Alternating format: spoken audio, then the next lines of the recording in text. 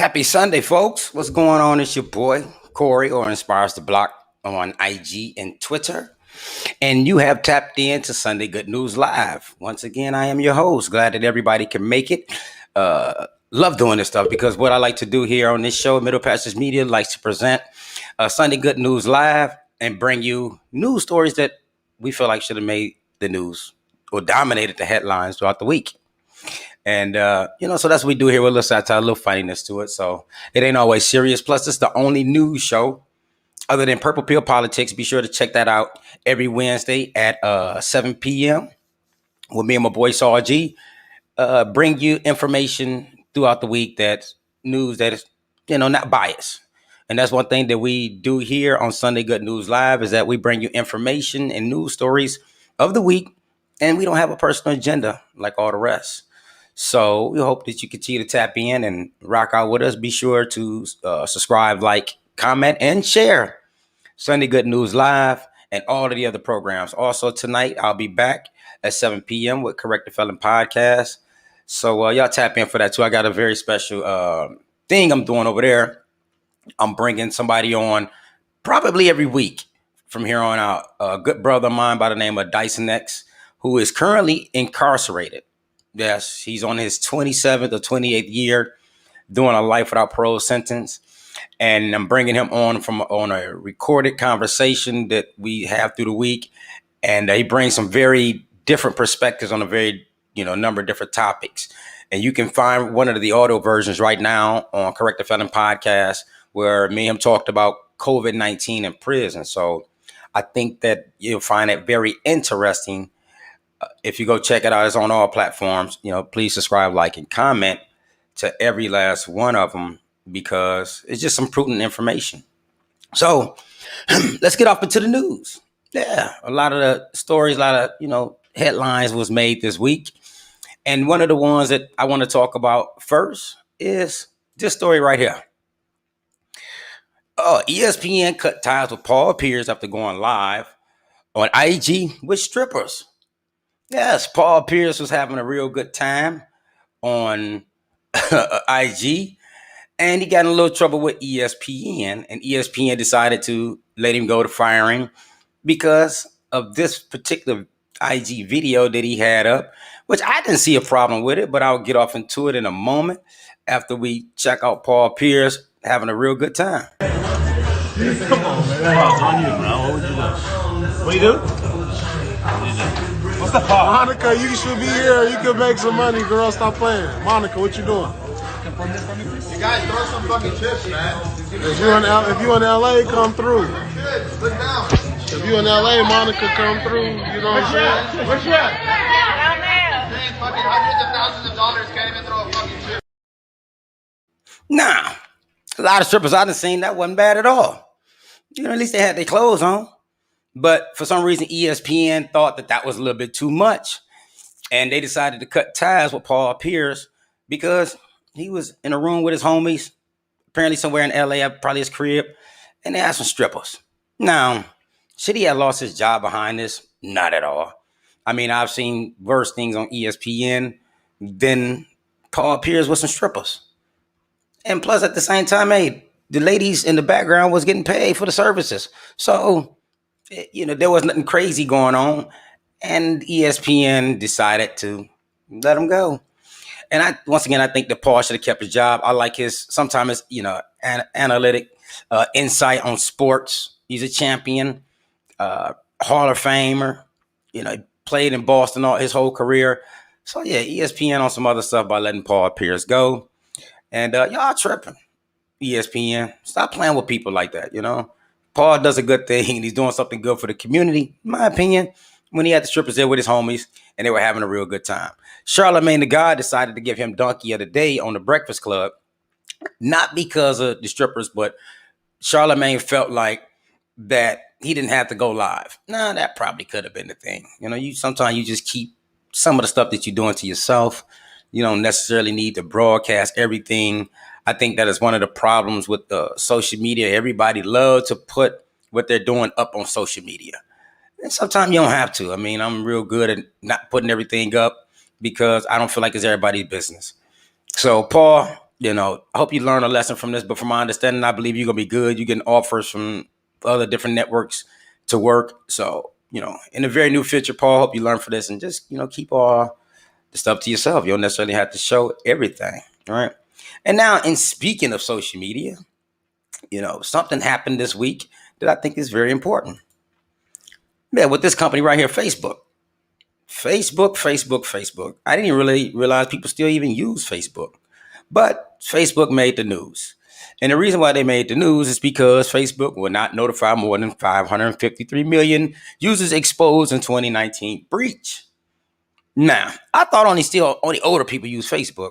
I mean, you got Instagram, Snapchat, TikTok, those platforms for younger people. And so I ain't really think people use it, but over 530 million users exposed in 2019 breach. And that's crazy, And here's some of the article. We'll put it up. It says Facebook has not notified more than 553 million users whose details were exposed on a hacker form in 2019 and has no plans to do so, according to the company representatives. So what they're not going to do is let people know who's been exposed. So if you're on Facebook and your information was leaked from a breach back in 2019, you may be one of those people they're not going to let know that your stuff got, breached. And this is one thing I want to talk about in this article is that because I know a lot of my great aunts and uncles use it.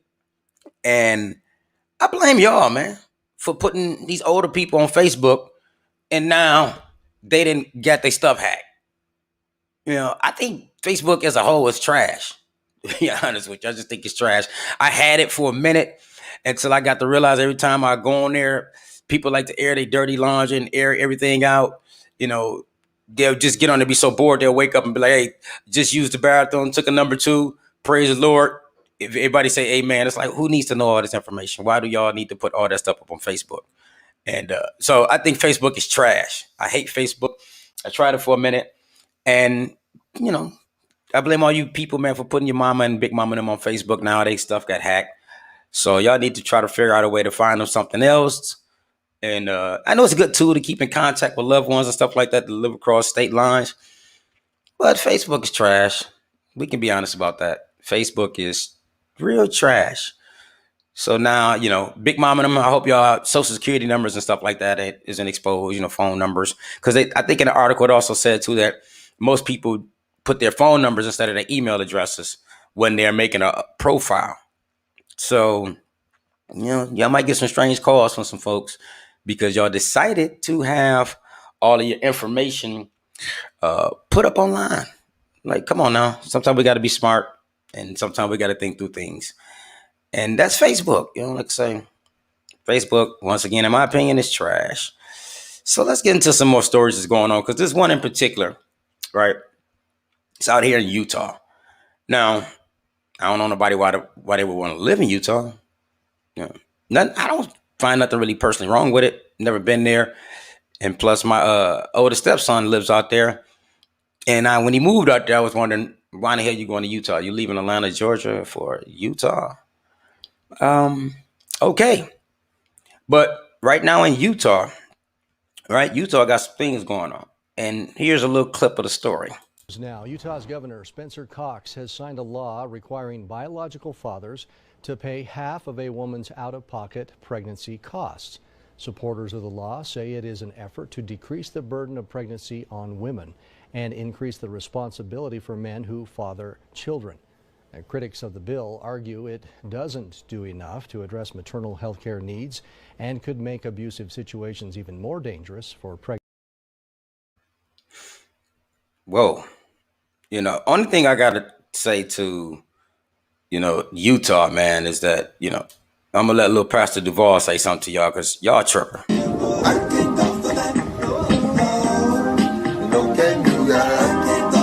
Hey, bitch, you going too far. No can do. Yeah, y'all going too far. Well, let's look at it though, because I actually got the bill in front of me and some of the information. So let's look off into it. According to the bill sponsored by Republican State Representative Brady Bremer, we'll say that more than one time. was signed by the governor, Spencer Cox, after receiving widespread support from lawmakers in the state. The bill will now require fathers to pay 50% of a mother's insurance premiums while she is pregnant and pregnancy-related medical costs, including the hospital birth of the child, that are not paid by another person. Now, it says 50% of the mother's insurance premiums while she is pregnant and pregnancy-related medical costs, including the birth of the child.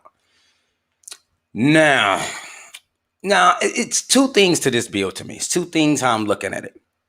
Okay, one, um, usually mothers have insurance when they give birth. Like, for example, me and my wife had insurance when my daughter was born in Michigan. So this is what we were paying for. We didn't pay out of pocket.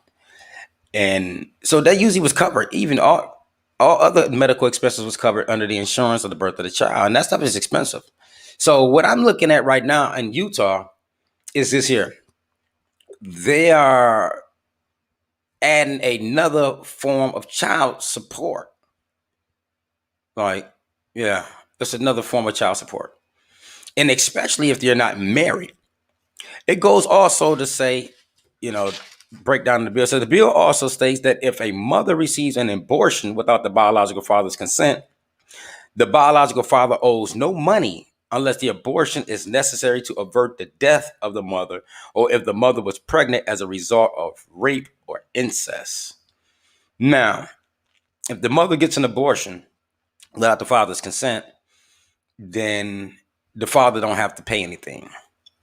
So here's my other thought on this. I believe that this bill is going to cause more abortions. Well, hopefully it'll increase protected sex, but I believe it's going to cause more abortions because it is cheaper to get an abortion than it is to keep the child, to raise the child. I mean, let that settle in for a minute. If you're a struggling family, because you're going to have sex, you're going to do that. Children are going to be brought into this world irresponsibly and some responsibly. But children are going to be brought in this world through sex. And so the law in Utah is going to force men, I believe, to force women or convince women to have an abortion more so than to keep the child because of the cost that's going to be demanded on the father when it comes to the medical expenses of the mother having this child. And some people, be married and struggling, and children, happen out of those kind of circumstances, and you still going to make the father pay half of the medical expenses. The bill goes on also to read, according to the guy that wrote the bill, said that he wrote the bill out of frustration of anti-abortion measures in the state. Says he wanted to pursue legislation that would make it easier to bring a child into the world, according to the Associated Press.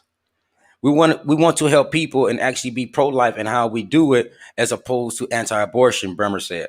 One of the ways to help with that was to help the burden of pregnancy be decreased.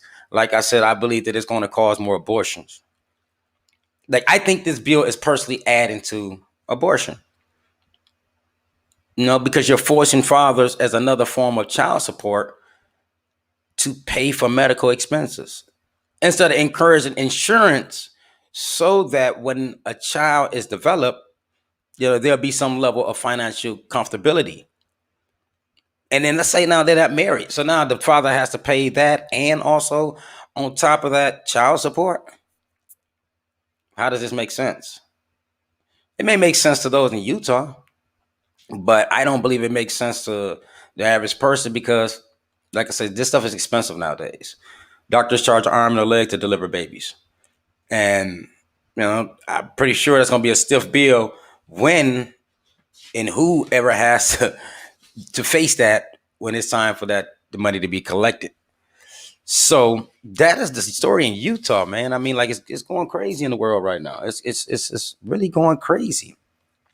Another story I want to deal with, and I think that this has a lot of intricate parts to it.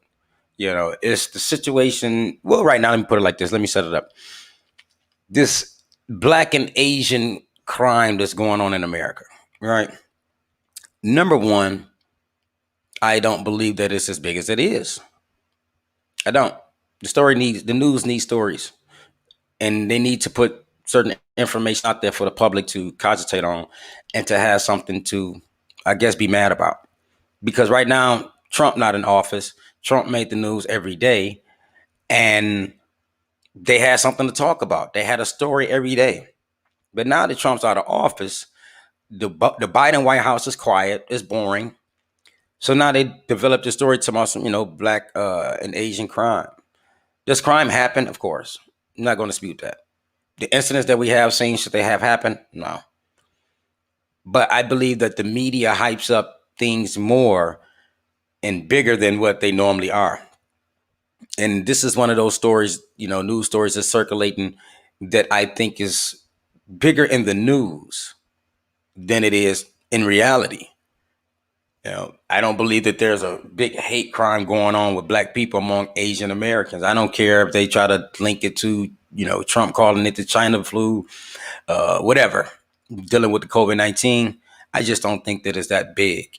But I do think that the mainstream media is hyping this thing up to be more than what it really is.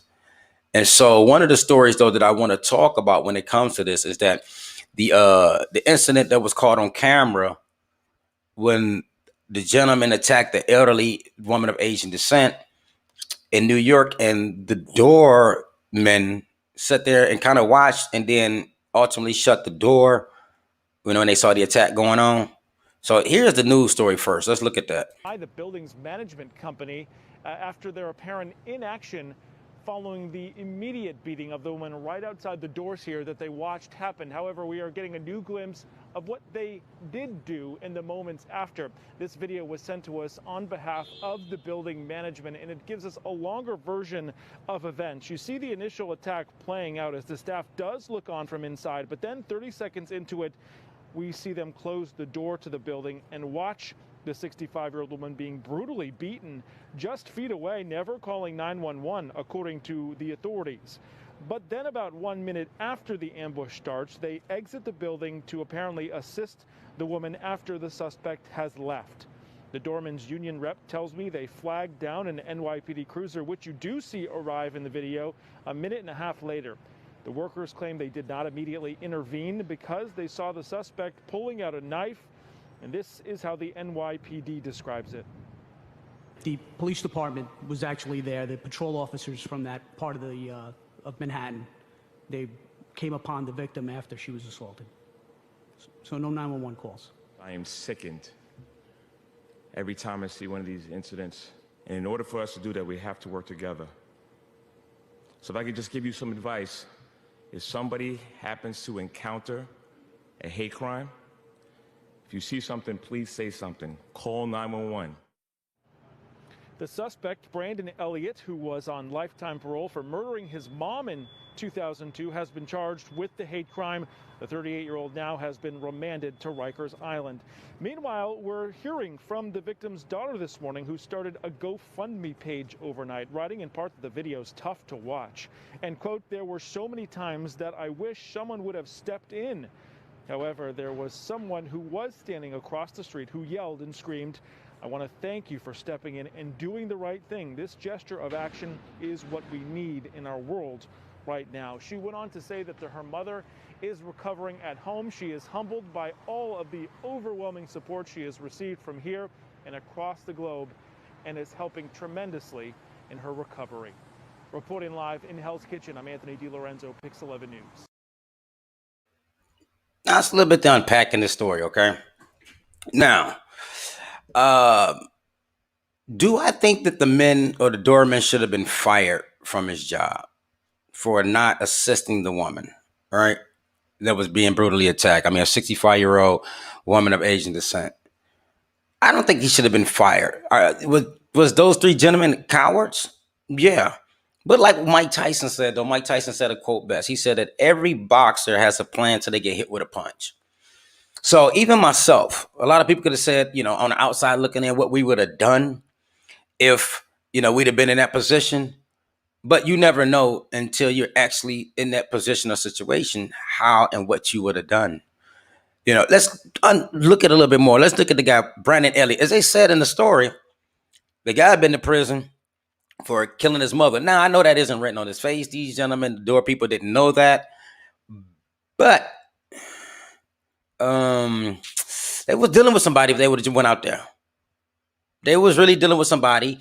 And I want to take it back a little further because I would like to put blame on the New York Department of Corrections. Maybe asking why. Because of this here. If this person named Brandon Elliott, who was 38 years old, parolee, was in prison for killing his mother, then there's some real psychological issues going on up there. Like, this man has some real serious issues going on. Even just to walk down the street and brutally attack a 65-year-old woman. Like, there are some issues in there that need to be unpacked and need to be dealt with. So when this guy entered the New York Department of Corrections, he should have been treated for mental health. According to news reports that, he was a lifetime parolee for that murder, meaning he was always going to be on parole. But this guy has some psychological issues. And what happened was, I'm pretty sure, because someone like myself who's been in the Department of Corrections, after serving your time, they just let him out. Not doing a proper assessment, thinking that this guy could be a danger to society. I mean, for God's sake, he was in prison for killing his mother. And then y'all just threw him back in society without dealing with the underlying causes and problems that he had going on. And this explains why he probably attacked the 65-year-old woman of Asian descent. Like, this guy got something going on up there that he hates older women, possibly. And to just stick him back in society without getting any type of psychological help, I blame the New York Department of Corrections. It's evident. It's clear. I mean, like, you got to be, something really got to be wrong with you for you to kill your mother. Like, there is nothing logical or reasonable or justifiable for killing your mother. And this guy did attack the Asian woman of the woman of Asian descent. And so now, y'all just throw this guy back in society, and that's just that. Like, we got to really look at in our society mental health. It's not taboo anymore. It's okay to talk about it.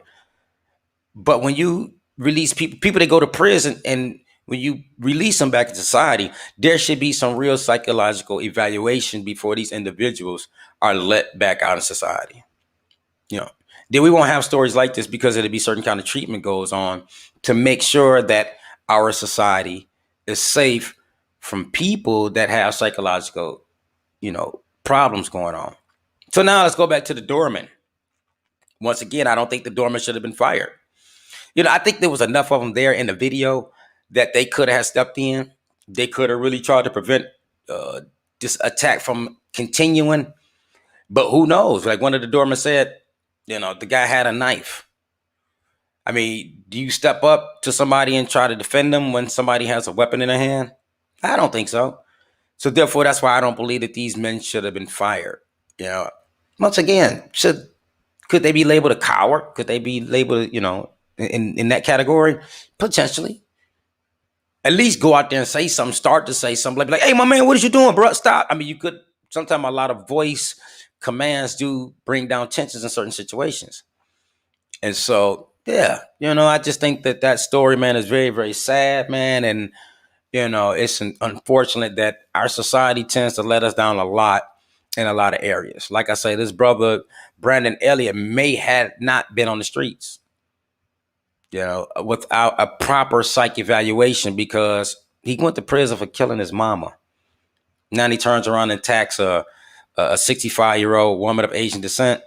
Like, the New York Department of Corrections really failed, and they should be held responsible for this in some kind of way. Like, I think the family of the woman that's attacked should sue them or try to, because I Probably shouldn't have been out. Probably should have, at least when he got out, had some kind of therapy, some kind of psychological classes he had to meet, to make sure that, the guy was able to function properly in society. And so, yeah, cowardice is not a crime, but bravery should be rewarded. I totally agree with that. I totally agree with that. And in that situation, it's hard to judge it. Like I said, we always say what we would do if we were in a situation, and chances are you don't know what you would do unless you were really in a real situation. It's easy to talk, on the outside looking in. Oh, if I would have been there, I would have beat dude ass. I would have did this. I would have did that. Until you was actually there, you don't know what you'll do.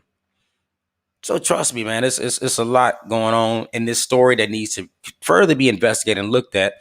But once again, we really have to step up to the forefront and deal with mental health in America. Like we really do. It's something that needs to be taken on by local, state, and federal government. I think more money and programs and resources to mental health need to be provided in this country. We act like that don't exist. We act like people do things just for the sake of doing things. No, there's a lot going on. It don't make a difference whether you white, black, yellow, brown. Everybody goes through some type of trauma, especially if you're coming from, low income in urban areas. You experience stuff, that you don't know how to reverse. It's inside your brain. You don't know why you're acting the way that you're acting, but this is how you're functioning throughout your day-to-day life, thinking it's normal, but yet it's psychological traumas and stuff that you experienced growing up that is causing you to act like this. So once again, it's time to really, really dive off into mental health, make that a health crisis instead of all this other stuff that they want to talk about as a health problem in America. No, mental health. We really need to do that. And, just really get down to the nuts. It said the goal needs to change from punishment, making people whole, but the victim and the perpetrator. Totally agree. I mean, you always make sense. Couldn't, agree more. So now what we're doing is I see some of my guests on the line. I got a couple guests lined up. We're about to have a real intellectual conversation about stuff in the news that only regular folks can give a response to. We're not paid commentators or nothing like that to get on certain programs and, just tell you what you want to hear. No, we don't get on like that. We just give it to you raw and uncut truth right here on Sunday Good News Live. And I'm going to bring one of my guests on, let him introduce while we wait on the other one. And then this guy here, I appreciate this guy because this guy right now, he didn't get up so early for the program, man. He got up super early. And it is my guy, Devon, Yo, too much. What's up, my brother? Can you hear me good? yeah, I hear you. What's good? What's good, man? First and foremost, I appreciate you. Brother, I'm gonna have to send you an edible arrangement, a cash app or something, because it's early over there in California. What time is it over there in California? 6:30 right now. Oh my, you know what? I salute you, brother. We're gonna do something. Hey, come to Atlanta, dinner on me, something, you know what I'm saying? I gotta do something because I appreciate you coming on. We're just waiting on Julian to pop in here in a minute. And then we'll get into our conversation. And what I want to do is bring just a real conversation. I know, we watch the news all day long and we see spin after spin on everything. Mm-hmm. But I think that the real conversation starts with the people, because we're the ones that's going to be impacted by everything that they do in DC or whether it's local or state governments.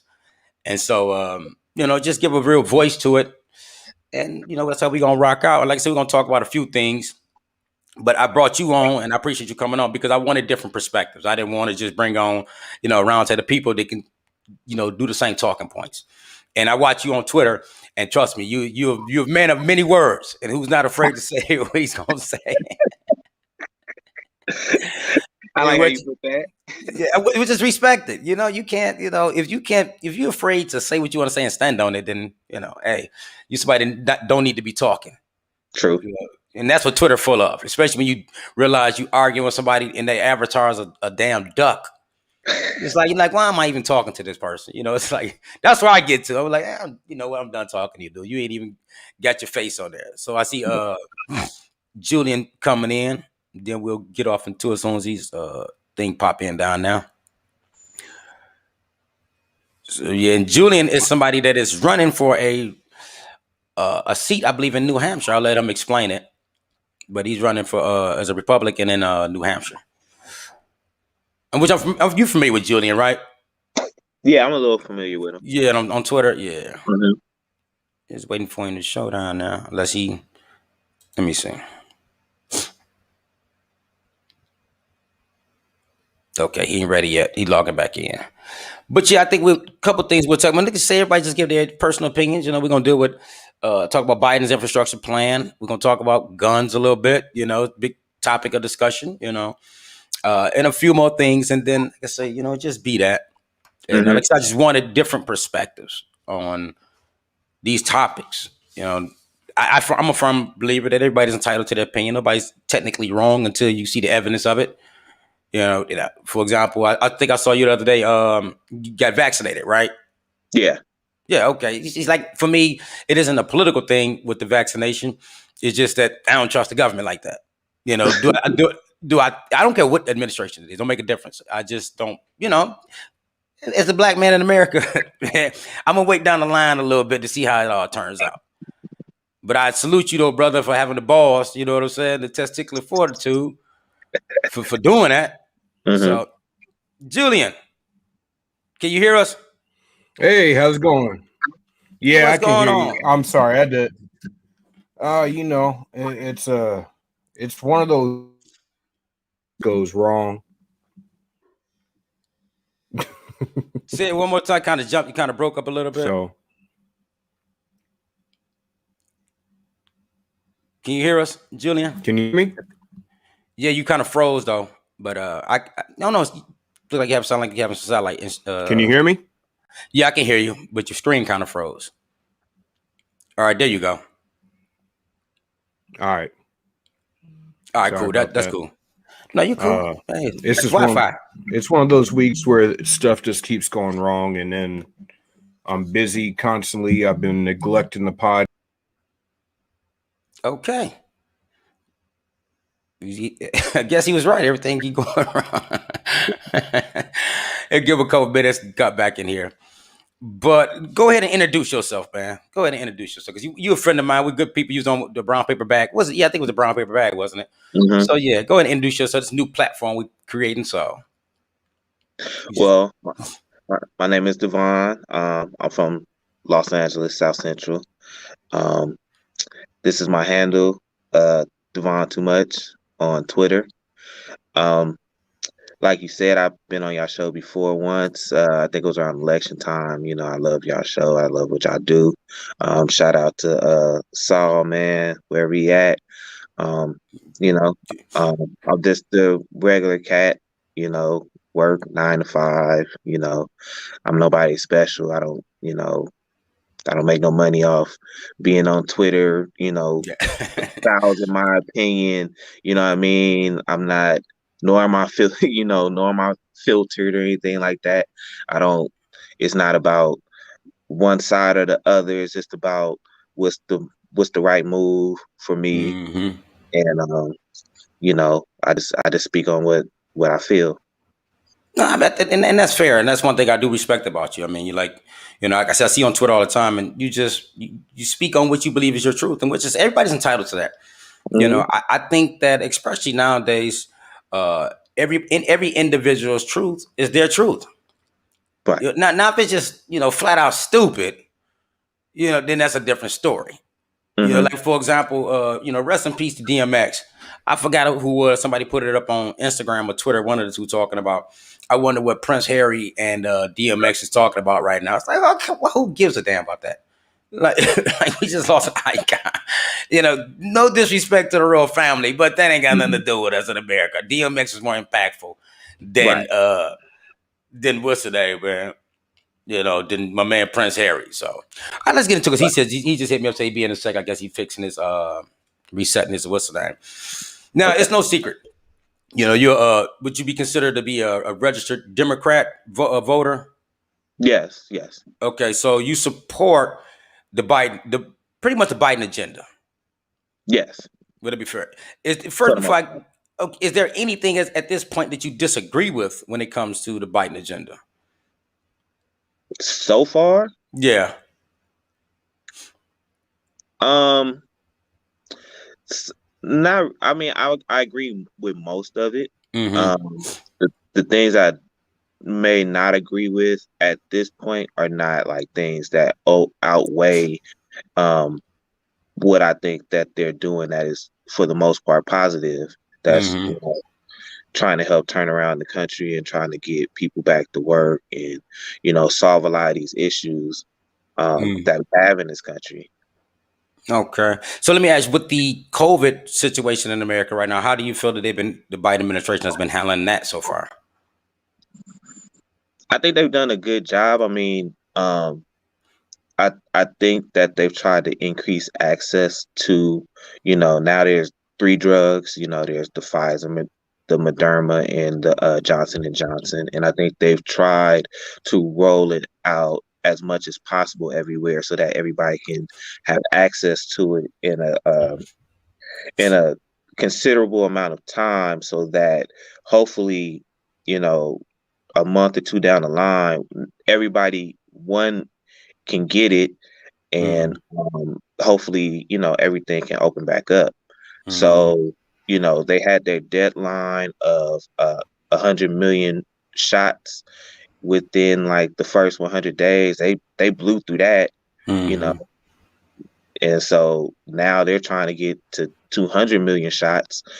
Um, I think that they've done a good job, and I think that it's a team effort. Obviously, it's not just them on the federal level. You got to have the participation of the state and local level. And I know that here in California, here locally, the rollout has been pretty good. All right. The only thing about it, I think right now, like I work in transportation, so I was able to get mine once our tier opened up. Okay. So some places out here right now, it's like it's available for everybody, and then some other places it's like a tier. But the good thing is that it's available at like many places. It's not like there's a shortage of places that you can go to. Some places might be full, as far as like Mm-hmm. making appointments and stuff like that. And then there's other places where you can walk in. So, you know, it just all depends on where you look. All right. Now, somebody that's been vaccinated, right? There's a comment. I'm just gonna throw it up here real quick, and I'll let you just explain however you feel about it. All right. It says, should the vaccine be mandatory? In your opinion, do you believe that? I think that's a great question, and I go back and forth with that one because I don't know. I think for me, here's a okay. I'll put it to you like this. I think that at the end of the day, public safety is the most important thing that our government has to consider in a situation like this. Mm-hmm. And I think it's hard because you balance because one thing that the conservatives push is about individual freedom, and I agree with that. Mm-hmm. So I think that I think I wouldn't say that it should necessarily be mandatory, Mm-hmm. depending on the situation, right? Okay. Like, depending on maybe the industry you work in, or if you're trying to travel or something like that. Um I think that it just depends on. I think the government shouldn't push it to be mandatory unless, like, Mm-hmm. maybe like if you're in the military, that's something different. They take vaccines for everything. Mm-hmm. So you know you signed up for the military. If they say that it should be mandatory, then that's what it is. Yeah. I think you should have that. I think that you should have that choice in many situations. But if you decide not to, then there are certain things that you won't be able to do, and I think that's fair. You see what I'm saying? Yeah, and in your thinking, what things you think shouldn't be accessible to you if you didn't get vaccinated? I don't know. I think because I think like maybe like sports franchises might require people to be vaccinated for them to come to sporting events. You Mm-hmm. know, uh, the cruises, cruise lines might require that. You see what I'm saying? Like Mm-hmm. those are private businesses. So I think that Mm-hmm. they have that right to mandate what they feel like is right for their business. Um, Mm-hmm. so I go back to just what exactly are we talking about? Are we Mm-hmm. talking about a private business? Because I think private businesses should have that right. Um, but on a federal level, I think it gets kind of dicey because you're getting involved in people's individual freedom, and I think that people have the right to be skeptical about the vaccine or any vaccine or taking Mm-hmm. anything, you know. So I think that it's like that's cool. If you want to feel like that, that's cool. But okay, well, then there's certain things that you won't be able to do. We have to remember that going to certain countries, you have to take a vaccine. Mm-hmm. You know what I mean? Going like I remember when I was younger back when people talked about going to Africa, they said that you would have to take like multiple vaccines. Mm-hmm. Malaria was one. You know what I mean? Like, so I think that this issue has gotten a bit politicized and not looking at the overall issue of public safety. Mm-hmm. You know what I mean? The health of the public. And so I think if we just step back and not make this such a political football, I think that we can find some real solutions to be able, because the goal is to get past it. Yeah. Like I'm not trying to be like, let's live through COVID. Let's get rid of COVID. And we have the Mm-hmm. ability to do that. That's why I got vaccinated, because as long as I know that I'll be fine, I know that my people be fine. My mom got vaccinated with the Johnson and Johnson, so my family's straight. So you haven't had any side effects or anything like that from the vaccination? Um, my arm was a little sore, and Mm-hmm. um, that was really it. I mean, I would say I was tired, but I sleep anyway. Yeah. um, Well, I thank you for being up that right now, was for after calling, good coming in sleep. from California. So I Right, thank you for that. right. So so uh Let so me. I think I had like a slight headache for Okay. like for like not even that long, like maybe like 30 minutes. Like 30 minutes after I got the shot, I had it for like maybe like 20, 30 minutes, but that was really it. I haven't had no Okay. issue. Let me ask I Julian ain't real quick. Go ahead, Julian. Introduce yourself real quick and everything about you, and then I'll bring you up to speed on what we were just talking about. You probably can, see what we were talking about, yeah. but just go So ahead and introduce yourself. my name's Julian ACR, Blue Collar Intellectual Podcast on all the streaming sites. And as soon as I stop being lazy and I upload it to Libre TV, I'll be caught up there too. And then Gotcha. I'm running for Congress to represent the New Hampshire's first congressional district, because I don't like what I'm seeing in our political discourse. And I tried to stay out of politics and just critique from the side and be an activist for years now. But um, I see no solutions. I see everybody talking my team, your team, team red, team blue, crip walking, bloods. It's all political thuggery, and I'm sick of it. So the only way I can do anything is hop in and propose solutions over politics.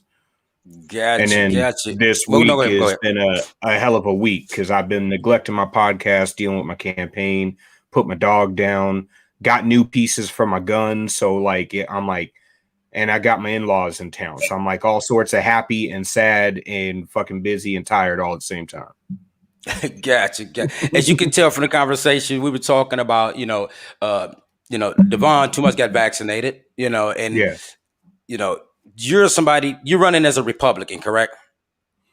Yeah, the Libertarian Party up here is kind of useless. They disdain infrastructure so much that they neglected to even build one within their own party. So it's kind of pointless to run as a libertarian. But that's honestly where I land on more things than most, with the exception of national security and immigration, because that's just not practical. The rest of the world ain't libertarian. No, I'm a hardcore constitutionalist. You know this. Yeah, gotcha. So let me ask you now, when it comes to the vaccination process here in America, with COVID-19, what is your thoughts on it? And especially somebody that's running for political office, like what would you tell the people when it comes to being vaccinated? Be educated. Be educated. Like I got both sides. My entire family, both sides of the family are both military. And we've been serving in this country for 140 years. Pretty much since slaves were free in this country, we've been serving in the military. And since the Irish and Italian side immigrated here, they've been serving in the military. So we always get shots. We don't even have a choice. But since I got out, I don't get shots. I don't get shots. I've been dosed up with my entire shot record like 9 times. I'm not getting any more shots. But with this vaccine in particular, I was willing to get the shot when I started diving into the research. But after, pretty much a year of it being politicized because of the dude that was pushing the vaccine, Trump, I'm like, you know what? Nah. You spent a whole year calling the dude racist, saying he's trying to wipe out black people with this vaccine. It's the Tuskegee experiments and shit all over again. And then now Biden's in office, and now you're going to tell me it's all hunky-dory, and you're going to trot out LeBron James and Oprah Winfrey and every black celebrity trying to convince me to get the vaccine? Nah, I'm all set. I don't trust I don't trust the government in general. But I sure as hell don't trust something that y'all politicize and I can't get accurate information about, because YouTube takes down videos and Google takes down videos, and friggin' I have to go to foreign freaking websites and foreign countries' search engines to find all the data and not just the shit that's being put out there. So I'm like, you know what? Y'all politicize it too much. The PSYOP worked on me. I don't like it. I don't trust it. So now, though, because like I said, you're running for political office, right? Yes. You potentially in the future may have an opponent for that particular seat, and that's going to be a conversation that you're going to have. So my thing is like, what would you tell the people of New Hampshire? What message would you put out there from a political perspective about being vaccinated? Not a personal one. Yeah, but more from a political perspective, I tell people, if you want to get vaccinated, that's your right to get vaccinated. But be educated in what you're doing. I believe in everybody being educated in everything that they do. If you're not educated in what you're doing, you probably shouldn't be doing it. Like, if you don't know what is likely to happen when you jump out of a plane skydiving, you probably should not be jumping out of a plane. Yeah, and that goes the same for everything, whether it's vaccinations, whether it's guns, whether it's getting you a supercar because you won the lottery. If you're not educated in what you're doing, don't do it. Don't do it. If you don't know a damn thing about what's happening in an election, don't vote. If you don't know who's supposed to be representing you, what they stand for, what issues they're on, don't vote. I mean, you can like an individual and they could still not be a good representative. You could like you could dislike an individual and they could be a great representative. I've seen people that I'm like for instance, Trump. Trump is not a dude that I would invite over for a beer. Like, besides the fact that the dude don't drink, which he's not a recovering alcoholic, so I'm like, you don't drink and it's not a religious thing. I'm questioning it. I'm questioning it. But I mean, in general, I'm like, this ain't dude I'm inviting over for a beer. He's not a dude that I would hang out with or invite over to hang out with me and my boys. But at the same time, his whole focus is getting shit done, regardless of whether how you feel about him. His whole focus is getting shit done, and I can respect that. And I looked at Obama the same way. At least And for his first, they at both are least during his subjective. campaign season. Yeah. I think Like, they I both are look at them both subjective the based same on way. Like, yeah, Obama seemed like a dude I would like to hang out with. He seemed like I talked to Secret Service agents. They say he's hilarious. He cracks jokes and he clowns, and he's the type of dude you like to have over for a beer. But I mean, same with Bush. I didn't like Bush, but yet they say the Secret Service agents say that he's a cool dude that likes to clown around in the White House. Yeah. Let's So do I this mean, real quick. Let's but do once again, stay educated, do what you want to do what's best for you. Don't let other people make your decisions for you. That's where I stand on pretty much everything. Gotcha. So yeah, like once again, like the libertarian, I can see that. Yeah. You know, but the thing about it is just being a libertarian or independent, they give you so much limited access to the ballot. You have to choose one of those sides, which I think is crazy. You're supposed to be able to vote for who you want to vote for, regardless of what is in front of their name. Republicans. Yeah, the Republicans fought to keep libertarians off the ballot pretty much nationwide, and the Democrats fought to keep the Green Party off the ballot pretty much nationwide, and they were able to legitimately go in and argue that, well, this would take votes away from the main two candidates. I'm like, that's not a legal justification for not being able to make a ballot. Yeah, that's not a legal totally justification. Agree. Let's do this, Devon. I want to start with you first, all right? And it's dealing with. Are you familiar with Biden's infrastructure plan? Yeah, I went to the website to look it up. You know, the 2.5 trillion dollar American jobs plan. Okay, I want to get your take on, if somebody can say somebody that's a Democratic supporter. What is your overall understanding on this infrastructure plan?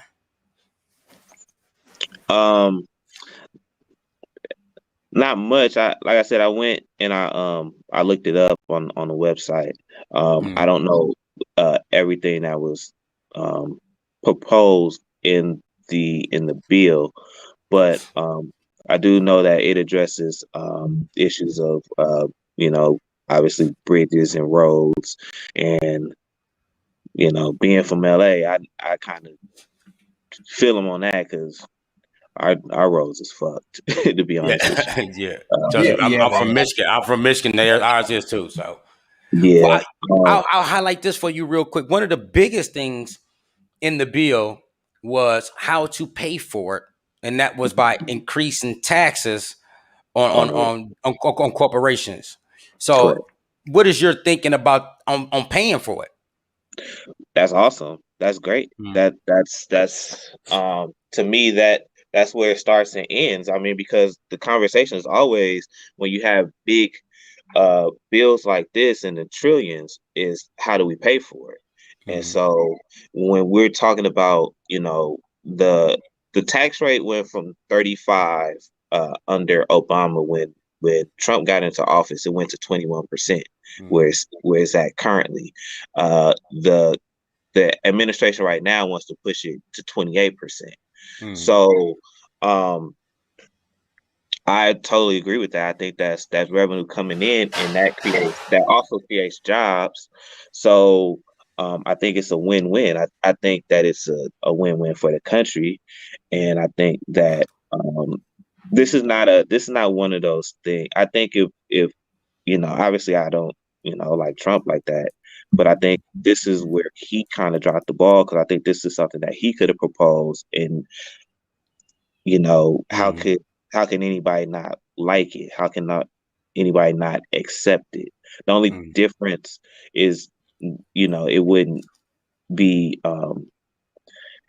it would the part about taxing the rich wouldn't be a part of the bill. So, obviously, where does that money come from?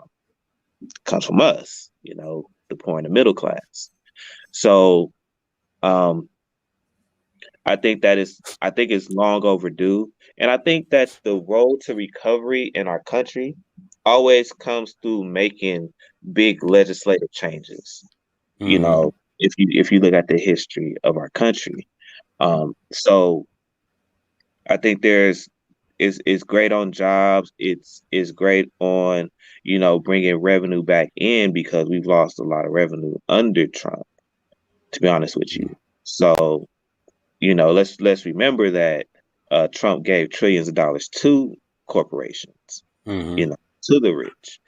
Those programs did not create jobs, and it didn't stimulate the economy. And I don't have the site, but there's a site that said that Republicans' program has always been tax cuts for the rich. Reagan, both Bush, and then Trump. Mm-hmm. We that hasn't created jobs for our country.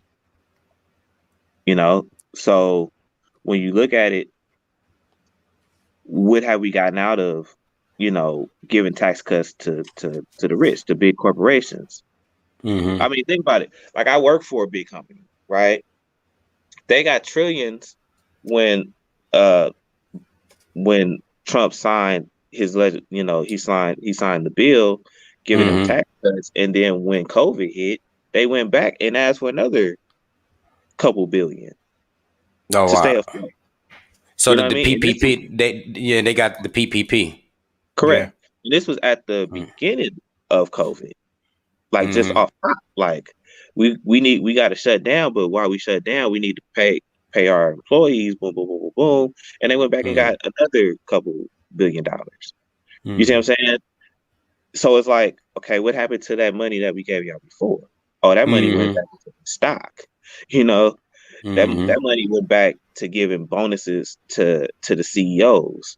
You see what I'm Mm-hmm. saying? That's the problem with the tax cuts for the rich. Not only does that money come from the middle class, but it doesn't stimulate the economy because they're not Mm-hmm. putting that money back into their employees. They're not putting that money back into to the economy. They're putting that money back into their stock, their bonuses, things like that. Um, Yeah. so it takes big legislative changes to get things going. I mean, when the Great Recession hit in 2009, 2008, one of the first things that Obama signed was the stimulus, the omnibus stimulus package, um, Mm-hmm. which helped, start get our economy back on track, creating jobs and things like that. Mm-hmm. Obama created what, like 6 million jobs. You see what I'm saying? So, so far, the Biden administration has done a pretty good job on that end too, as far as creating jobs during COVID. Mm-hmm. So I think this infrastructure package, along with the bill they signed before, the stimulus package, the COVID relief plan, I think those are good things that go a long way to creating jobs. I think in the next 2 years, we're going to see our economy really getting back on track. All right, let me, Julian. Same question to you, and especially somebody in your position that's running for political office. Paying You for put this, you put me on the spot. I hate defending Trump. I really do. well, no, no, no. We're not dealing with Trump. I'm talking about. I'm talking about. How do we pay for this? Biden infrastructure plan, and do you agree with raising the taxes on big corporations? I know So how to it pay. isn't.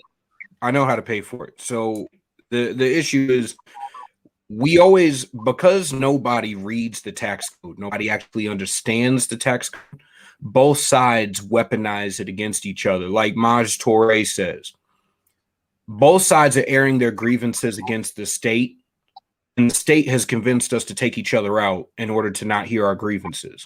So they get Mm-hmm. off scot-free no matter what, no matter how that they do this. If the tax code that is in right now, all the loopholes and the backdoor deals, and they're giving this dude money and giving that dude money, and oh, we're not giving you money up front, but don't worry, when I come over your house, I'm gonna hook you up, or I'm not gonna outright give you a check, but I'm gonna hook you up with a government contract, or I'm gonna give my brother a government contract because, well, he's my brother. It's all bull. The problem is we basically argue about moving the pieces around the outskirts of the tax code. So they're like, oh, we're going to do a little bit of this and a little bit of that. Doesn't matter. The whole of the tax code is still bullshit. It's still bull. So no matter what, the middle class is going to get screwed. You tax corporations. I mean, stop. Let's ignore the rich for a minute and just talk corporations, because the two are not synonymous. Rich people, rich individuals are different than corporations. Everybody, every individual has the ability to use the tax code the same way rich people do. All you got to do is read the tax code. Now, the problem is the tax code is like what, 40,000 pages? 40,000 pages? It's freaking ridiculous. Nobody actually changes how it operates. There are 3 presidents that actually try to change the tax code as a whole and change how we gain revenue and lose revenue and how we pay taxes and everything in recent history. Is JFK, Ronald Reagan, and Donald Trump. Both went in with a wrecking ball. And the 4th that actually ran, or there are 2 others that ran on doing that. It was Bernie Sanders, whether I agree with him or not, and Rand Paul. And, technically his dad, Ron Paul. And that's, so my thing is, we want to raise taxes on the corporations. All they're going to do is pass it on to their workers. So their workers are not getting raises. You cannot raise taxes on corporations while raising the cost of production by raising the wages that they pay, raising the benefits that they pay, increasing the payroll tax, increasing their benefit supplementary plans all at once. All you're going to do is price the average everyday consumer out of the market as they can afford less and less products, and our buying power drops more and more and more. One of the biggest problems that we have is we're always talking about how many dollars you have in your pocket, not the buying power of that dollar that you have in your pocket. If I increase the cost of a product and the cost of living in society, doesn't matter how many dollars you have in your pocket, you need exponentially more dollars to be able to buy the exact same product that you could buy yesterday. For instance, gas prices went up. You can't sit here and hand me a check once and make it right that I'm paying $1 more in gas than I was 3 months ago. So that's the real world effect. That doesn't affect rich people. They can discuss things on an intellectual level that doesn't affect us down here on the ground. But in reality, it's all bull. If you wanted to really fix the tax code, you want to really not screw the middle class, because once again, when that corporation gets taxed more and his cost of each employee goes up, so like I pay $15 an hour to my employees, but their actual cost to me is about $23 an hour. Payroll taxes, healthcare, administrative costs, all that shit. So what we see is the front end wage. We don't see that back end wage, what it costs to have that employee. So we're already starting out the conversation with a level of intellectual dishonesty.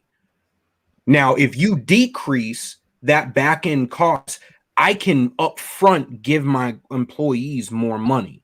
If you increase both the employees section of that and my back end costs and my production costs all at the same time by taxing the shit out of me, I'm going to have to lay off employees. So yes, the employees I have will make more money, but the employees I lay off are making nothing. Then they got to go ask the government for something. And at the same time, I got to raise my prices for the consumer. So the best way to do it is actually a flat tax and start the wage floor at $30,000 a year.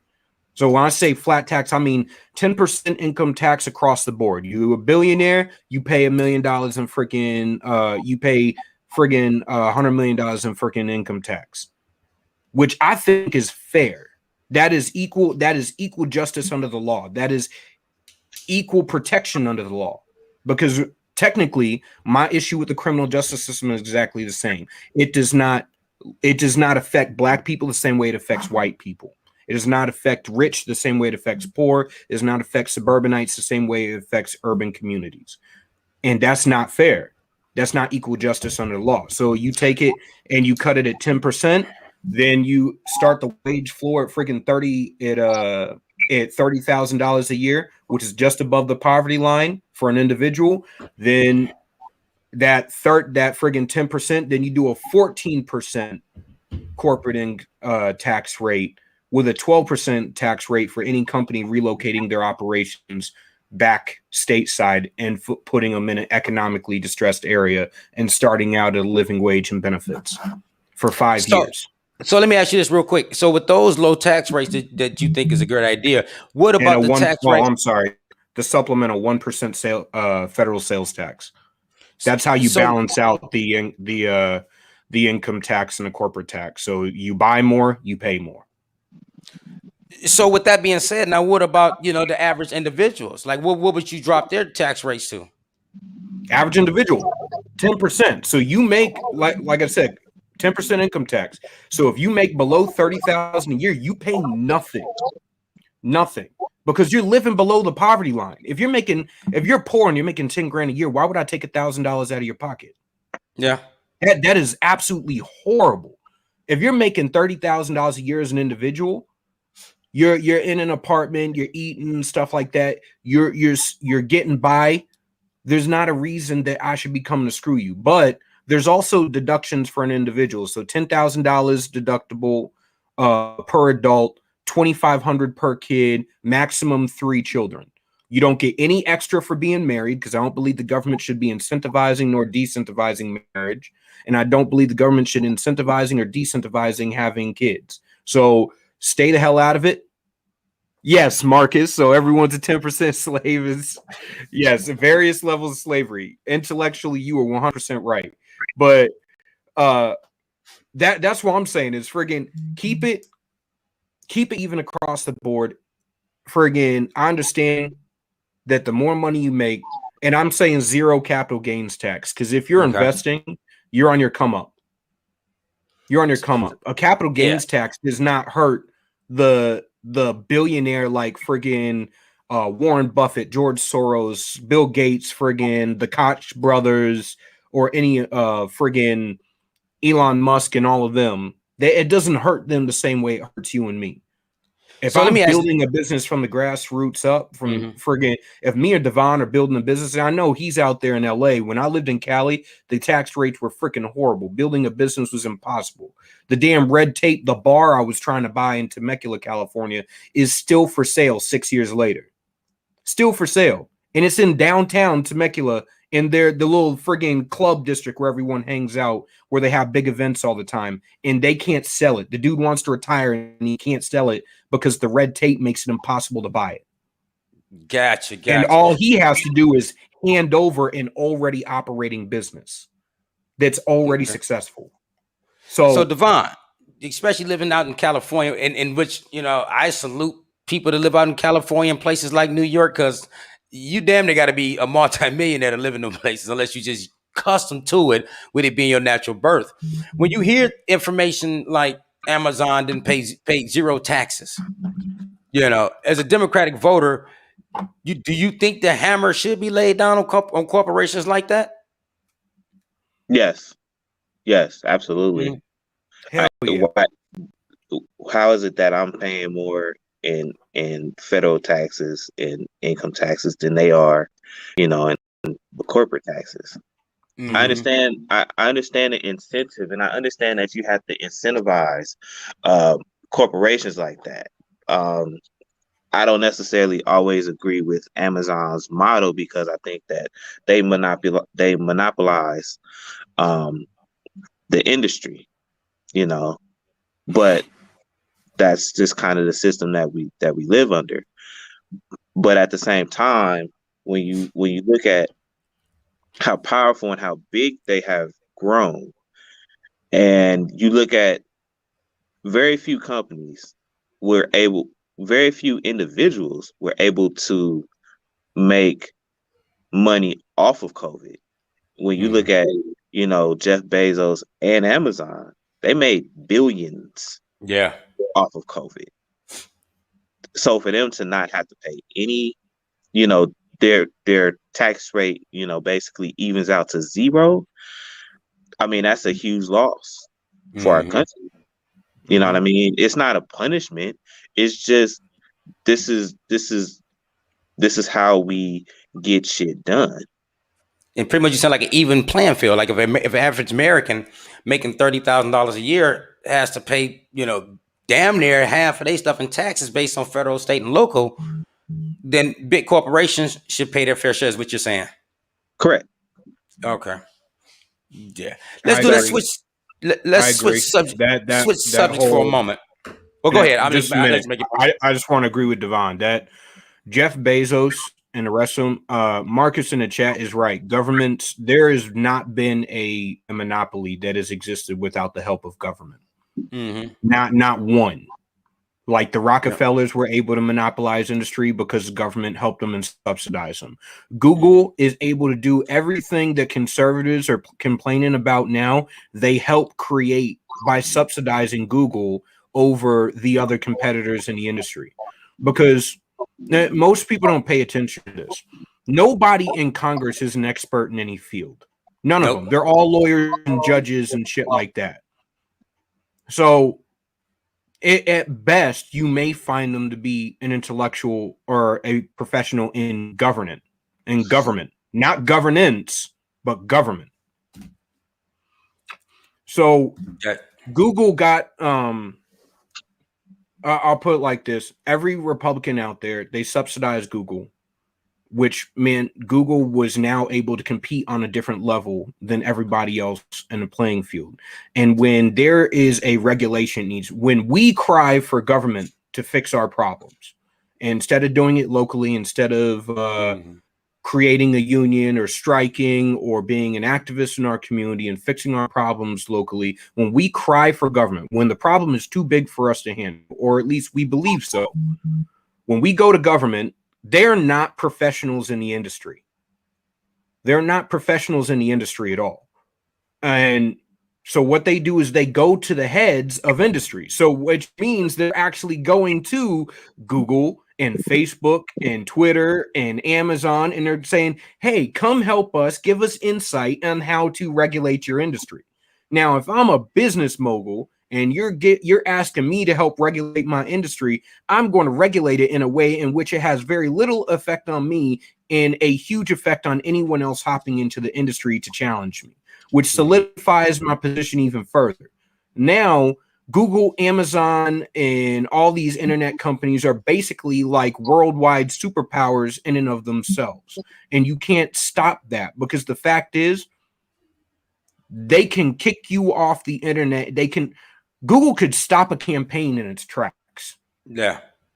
They could stop a campaign in its tracks. Tulsi Gabbard, right after the Democrat primaries, after she laid into Kamala Harris, she had a big ass ad buy strategically right after the primary debates. That first debate, if you make a big splash or whatever, if you're an unknown candidate, that is your prime search time where people start to look you up. That first debate, that first presidential debate. That was a prime point where people start to look you up. They kicked all of her ads off the freaking internet. All her ads, everything. Her Google account got frozen. So that 72 hours right after the debates, she basically was a ghost. She didn't exist. Then she was the most searched on Google, but none of her ads, none of everything didn't pop up. Then she couldn't make the second debate. Then she couldn't make the third debate. You see what I'm saying? They could literally stop you in your tracks. Now, as far as them competing in the marketplace, fair, I agree.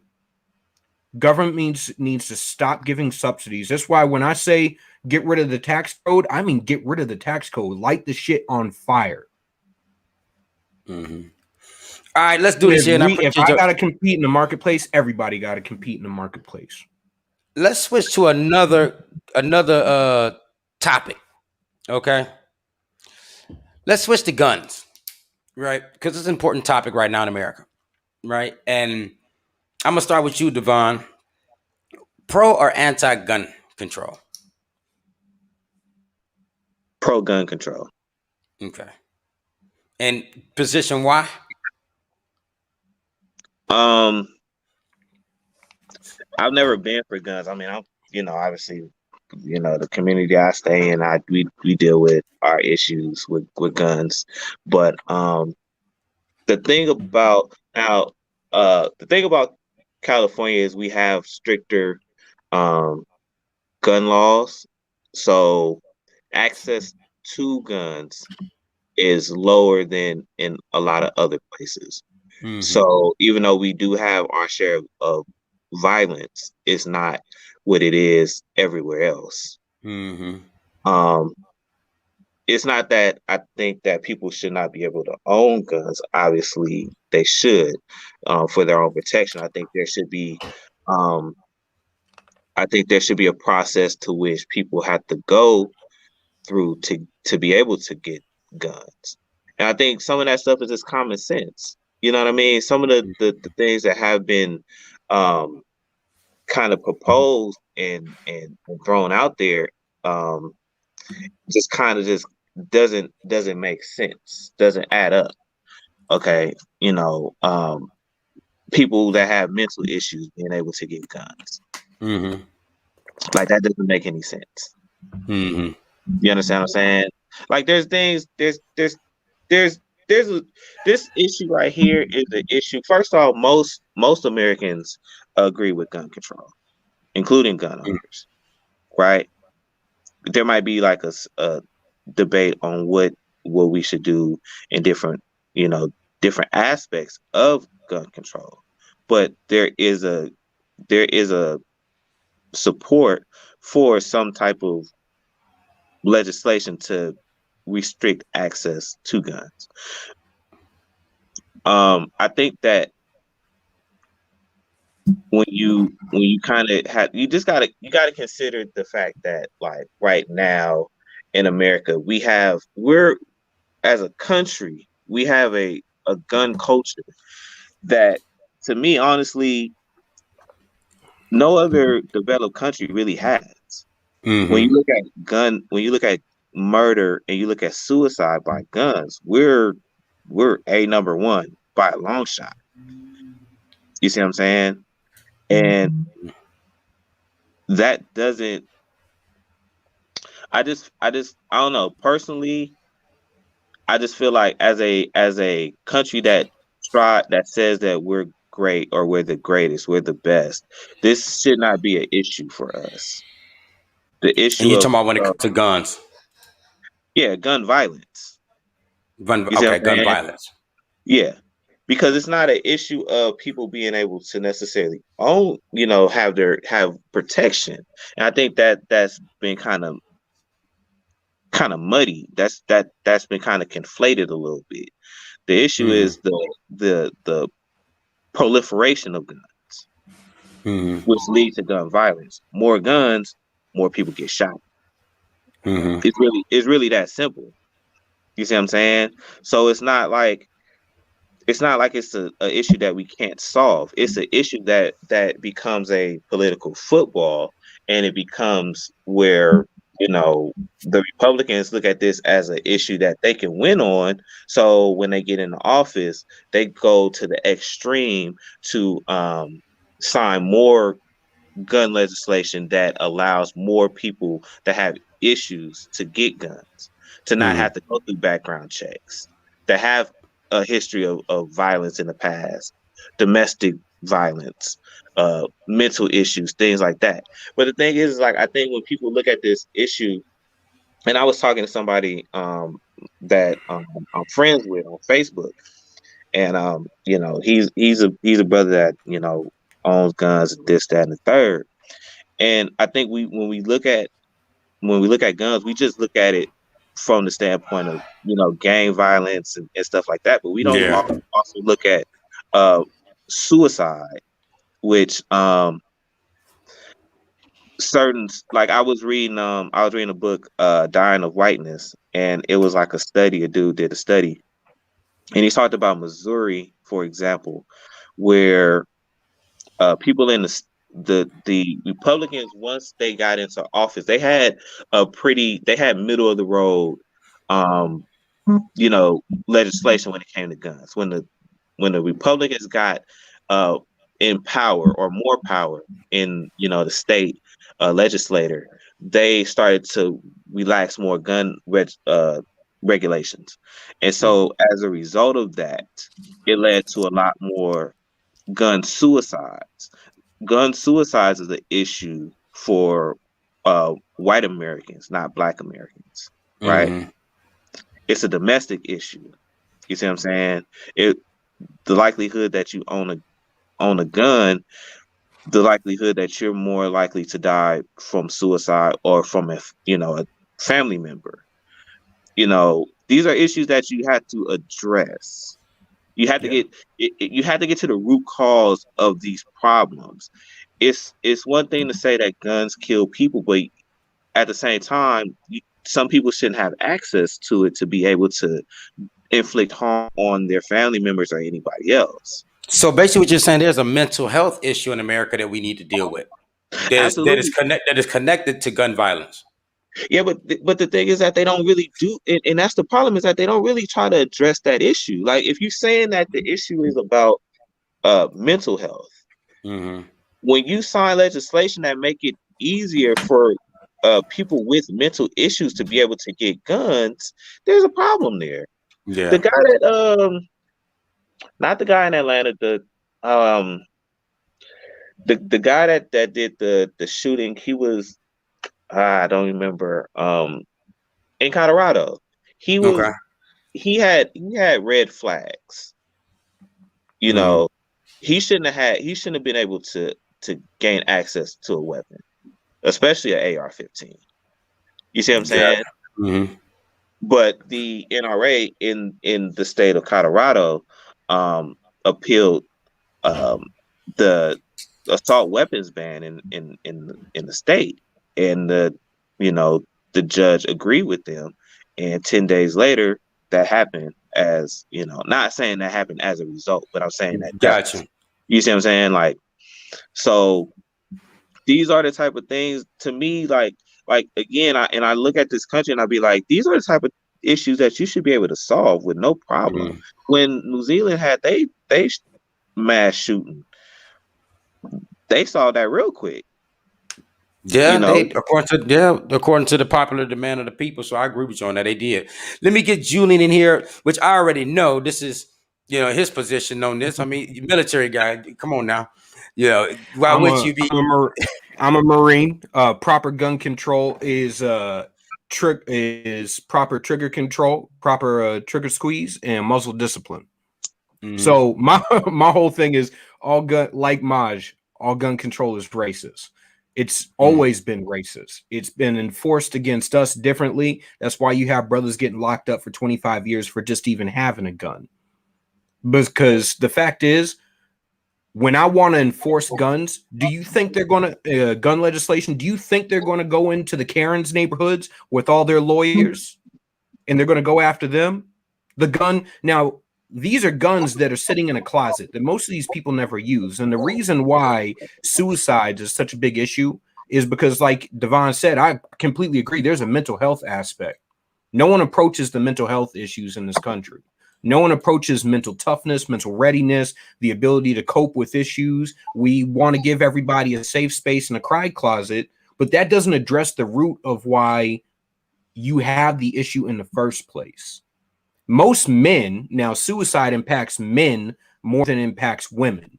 We successfully kill ourselves. Now in the Black community, not so much, because we have a proclivity against suicide in general.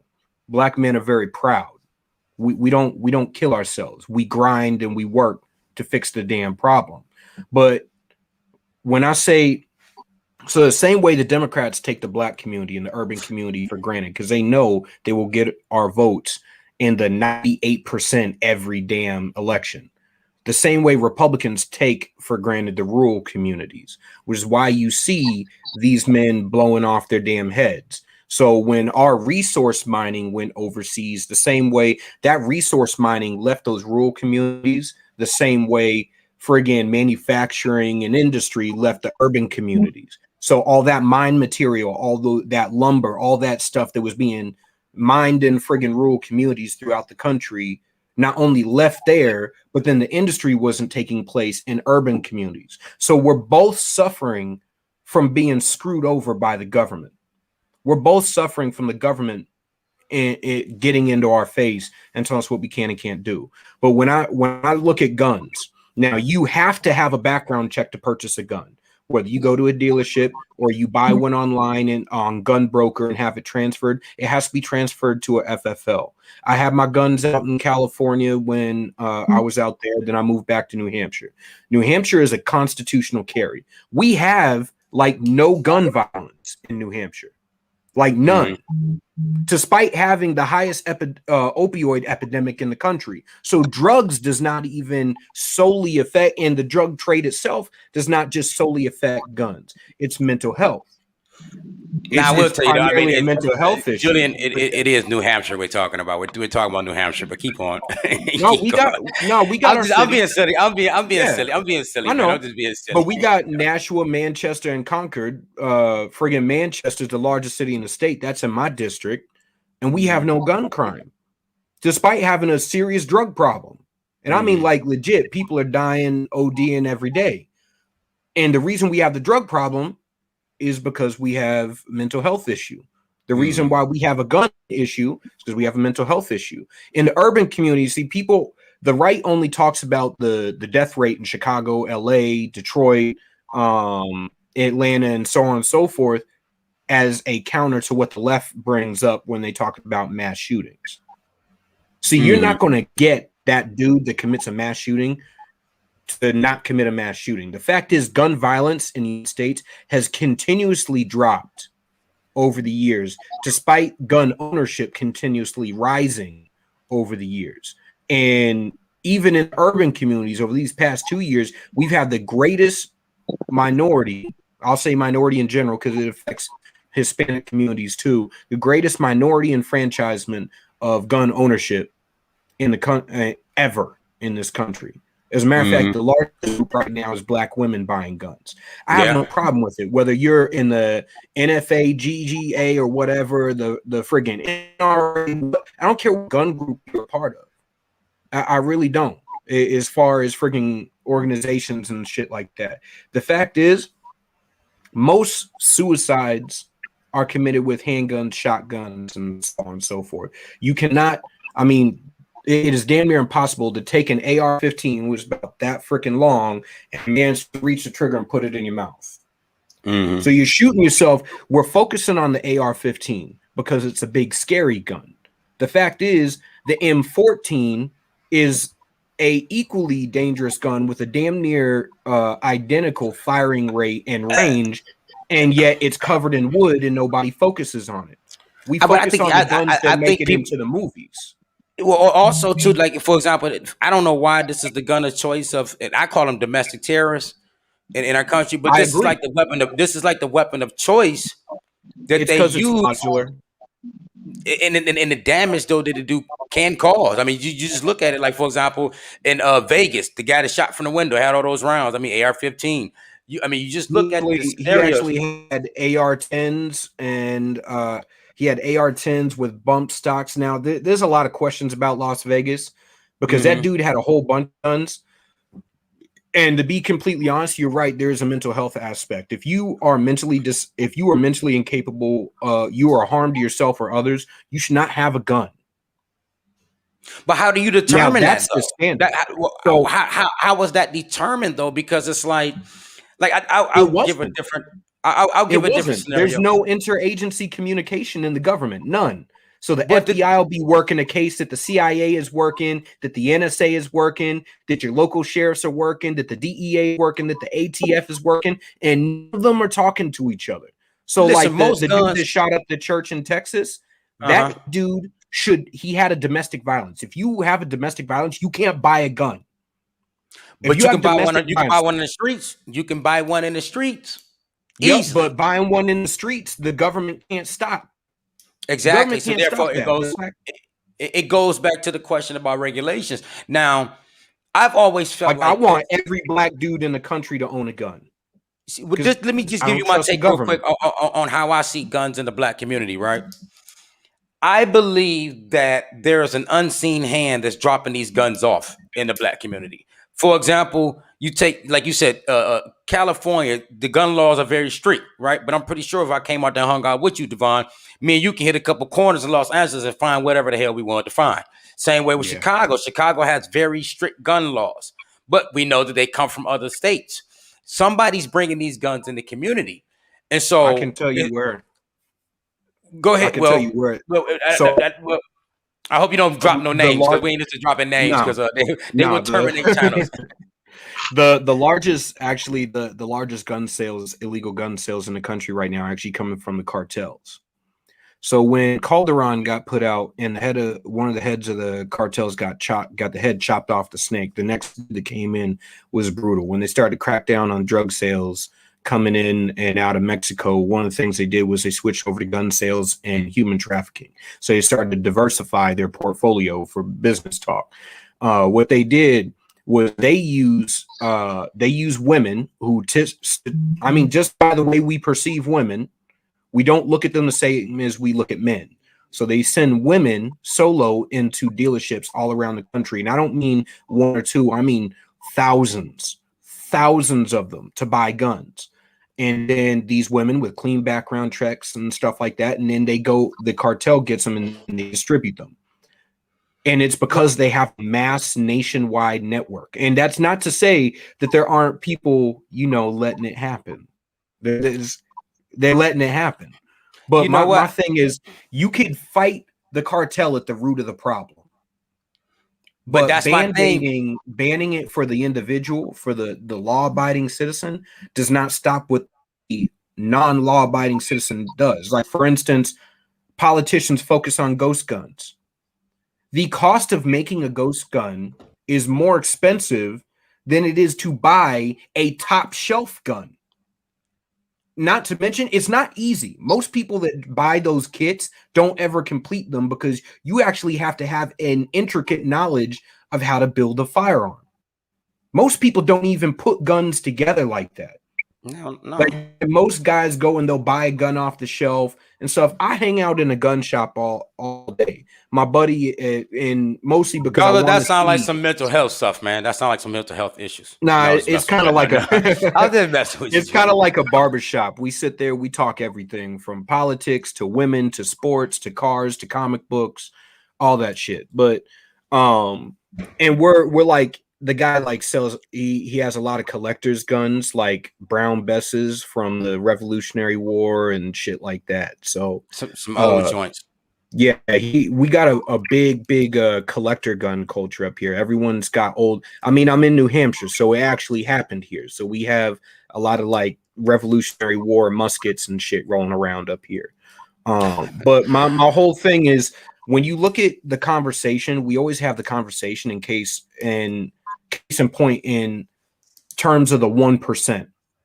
So we only discuss the conversation in terms of that mass shooter, or we discuss it in terms of the big scary gun that the mass shooter used, which most mass shooters, I don't know if you know this, they changed the definition of a mass shooter like 5 times over the past 80 years.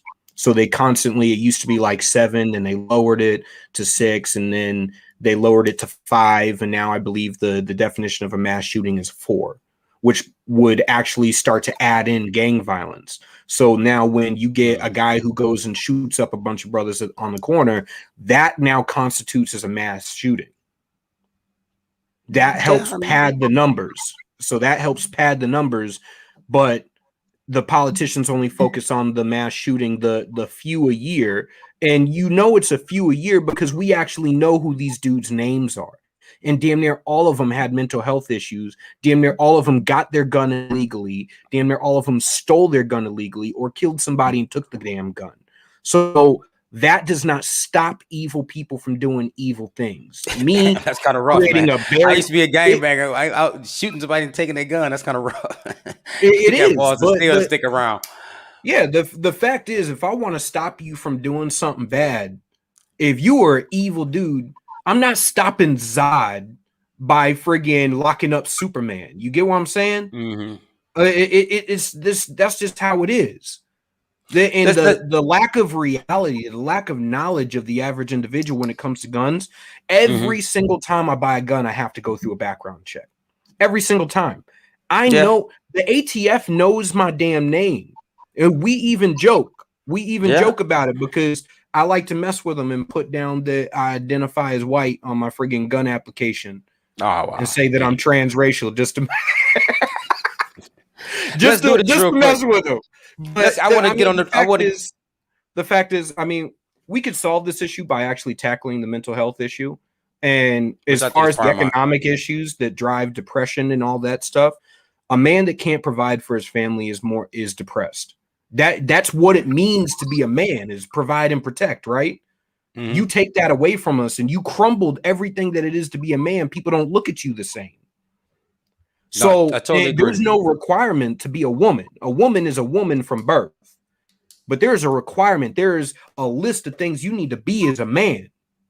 You take away the ability to provide and protect, and you just destroyed what it is to be a man. And that man is exponentially more likely to either take it out on society or to take it out on himself and kill himself. If you fix the economics, people can provide and protect. They're less likely. The fact is, gang violence drops when you have a good economy.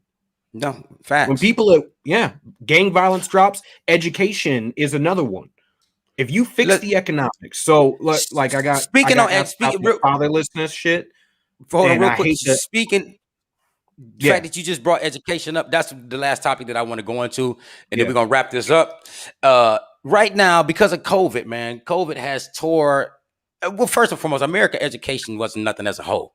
It's been terrible for a long time. It's the only thing that's never been revolutionized since the inception of it. Like the phone, still acting like it's the 1920s. Exactly, it's the 1920s when America decided to come up with this particular curriculum. What is it? The 3 R's: reading, writing, and arithmetic. And it has not evolutionized since then. It's the same old goofy stuff from the beginning. And especially now that COVID, like our whole country's behind. Like I think this generation that's coming up next, man, because of COVID, I tried to do the homeschooling with the, over the line stuff for my children. I was just as confused as them on how this is working. So in a short answer, and I'm gonna start with you, Devon. What is next for our children in America with our education? Like, how do you think we are, in your own idea, how are we going to close this gap between the education and our children after we somehow, or when it happens, get over this COVID hump? Man, that's a great question. I think it just takes a complete. You sound real low. You sound real low. Yeah, I think your mic switched over. Can you hear me? Yeah, it sound real low, like real low. I think your mic might have switched over a little bit. I think he's using his phone. It ain't covering the mic, is it? No, I hope not. Well, go ahead. I mean, we can hear you. It just sound low. Yeah, we'll make it work. Yeah. I'll try to speak a little louder. I think that the system just needs a complete overhaul. I think more money has to be invested in urban communities, obviously, to combat, especially. I mean, already our the Black community was already kind of behind on education, and COVID just did, it increased that gap between communities of color and white communities. So you have to throw money at that. You have to get to the root of that problem, and the only way you do that is by investing heavily in education in these areas. Yeah. Especially now. Yeah. Totally agree. Julian? I think the root of where we have these education issues goes back to, Republicans like to talk about fatherless homes, and they only talk about it in terms of the Black community. But if you look at fatherless homes, that's a nationwide epidemic, and it's happening across all races. Specifically, if you change the demographics and you stop looking at just race and you look at economics, Those who are economically ill in the lower economic rungs of society have a higher propensity of fatherless homes. And the way that you fix that is through the economics. If you have economic opportunity, so like if you have economic opportunity to be able to take care of your family, provide and protect and all that stuff, you don't leave your household. You don't leave your household. You don't engage in gang banging and all that, the drug activity and stuff. If you have another viable way to climb that ladder, you don't need to engage in destructive capitalism. So what you end up doing is taking care of your family. When you have two parents taking care of their child, that child has better educational outcomes. Statistically, it's already been proven. Now, when that child has better educational outcomes, that's not just two parents taking care of a child, it's two parents funding the school system, building back in their community, more community engaged. And then you can fix the ills privately outside of your community by, as a community, getting tutors together and having somebody like Eric Thomas come in, or Dr. Boyce Watkins come in and teach financial literacy, or Dr. Claude Anderson teaching powernomics and stuff. You can fix those problems through community engagement, but the crux of it is fixing the economics so that that child has their dad not just engaged in their life, but there every single day, making sure that the homework's getting done, that you were in school, that you were paying attention, that when you had a discipline, like my son had a discipline problem at school. My son ended up building a house for the rest of the damn day and doing push-ups. Because you ain't going to mess around. Military guy, man. Yeah, but you're gonna get an education. The one thing that can make you know what, your ass going out here and build this house now. I'm like, no, yep. no. Like that's it. You want to screw around in school and you want to not pay attention, you want to cause problems. My son is extremely intelligent. He's been playing chess since he's 4. The reason he's a problem in school right now is because after COVID, he's bored. He already is way ahead of everyone in his class because when school shut down last year, we didn't stop learning. I put everything in front of him. We need to redefine education. Education is the pure acquisition of knowledge. Instruction is only one form of education. That's what we get in a classroom. I read a book every 2 or 3 days. That is how you change the dynamics. Now, the economics, I mean, you got two parents feeding into the community. You got two parents making sure their kid goes to school, making sure they do their homework, making sure they test well and everything. And then that kid now has better educational opportunities once he gets out of high school. That kid, if you have better educational opportunities, you have better economic opportunities, which keeps you from ever going down that path of destructive capitalism. Now, if I can keep the fathers and the way we put fathers currently, now that's a long-term plan. You know, fixing the economics, that will help the generation that's coming up right now and help to thwart future issues. But how to get fathers back in homes, I'm against the war on drugs. It took fathers out of the home.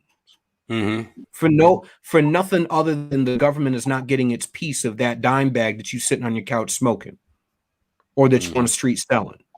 Like, I don't care. I don't care about that. You want to smoke? You want to smoke weed? Don't care. You want to have weed? Don't care. You want to be a prostitute? Don't care. That's consenting activity between two adults. I don't give a shit. The fact is, I want fathers back in homes.